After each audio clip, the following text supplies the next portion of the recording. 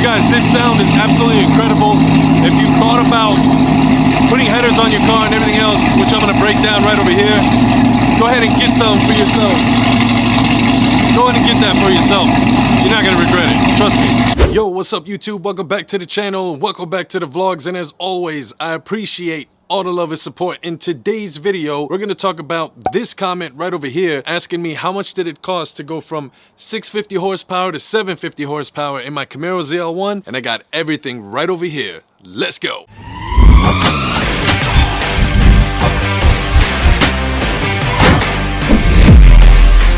All right, so first things first, what we're gonna do is we're gonna do a cold start so you guys can actually hear what it sounds like with 750 horsepower.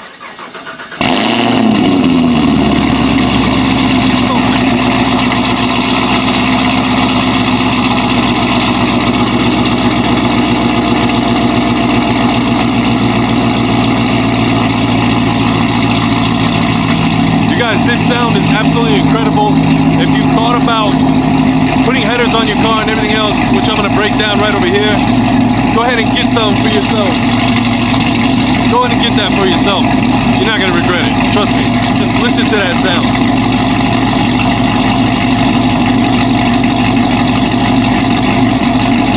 That's incredible. Incredible.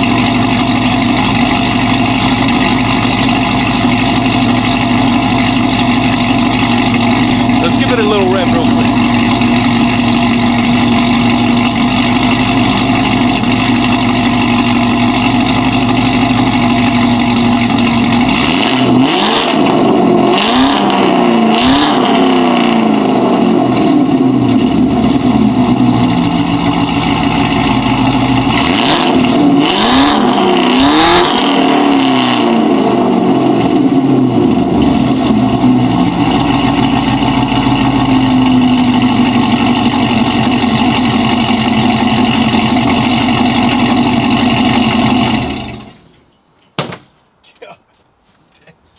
Alright, now let's talk about it. Alright, so now that you guys got a chance to actually listen to what the car sounds like, I got the full spec sheet right over here on like exactly what I did with this setup right here.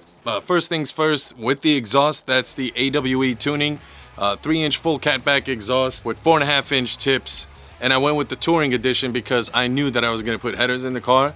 And I didn't want drone. So with that kit right there, you have zero drone. If you haven't seen my previous video, I'll leave a link right over here and you guys can check out the actual setup, how we did the install with that before the headers. And then I got another video that's linked in that video where you can see after the headers. Where I got everything and I purchased everything is through J&R Performance and Jeep Center, which is here in Arizona, and you can order all your stuff too and he can get it out there to you. So my question is, before I jump into the actual numbers itself on how it got me from 650 horsepower to 750 horsepower, how much do you think the manufacturer would charge if there was a trim level for the ZL1s and they said, look, you can have a 650 package or you can have a 750 package, and this is how much more it'll cost? Leave a comment down below. Let me know how much you think it would cost. The dealership would mark that up and go from there, but I'll show you the breakdown of how much I paid and go from there. So on the list, I have a list right here. So on the list, we're gonna start out first with the Cook's long tube headers with high flow cats.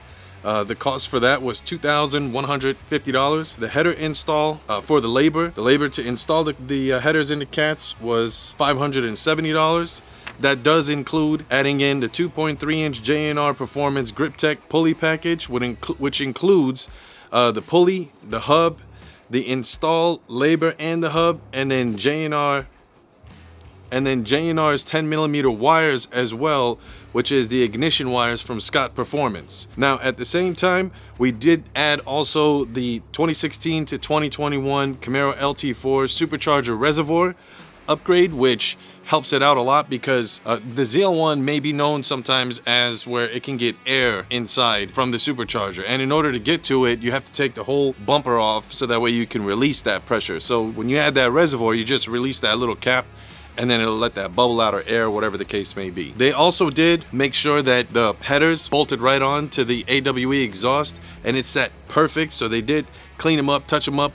And apparently, you want to check this also, I had some bolts that were kind of loose around the oil pan that was leaking, and that was something maybe from rattling. So make sure you check everything on there, because the owner that I got this from when I first bought it, it only had 12,743 miles to be exact, July 1st, 2021 when I picked it up. It was fully stocked when I got it, but needless to say, make sure you check on that. So at the same time, you're gonna have your Cook's long tube headers, you're gonna have your upper pulley that we installed, then you're gonna have the performance ignition wires, and then I did throw in the RotoFab intake plus the exhaust on itself. So to be honest with you, it's like a stage 1 package.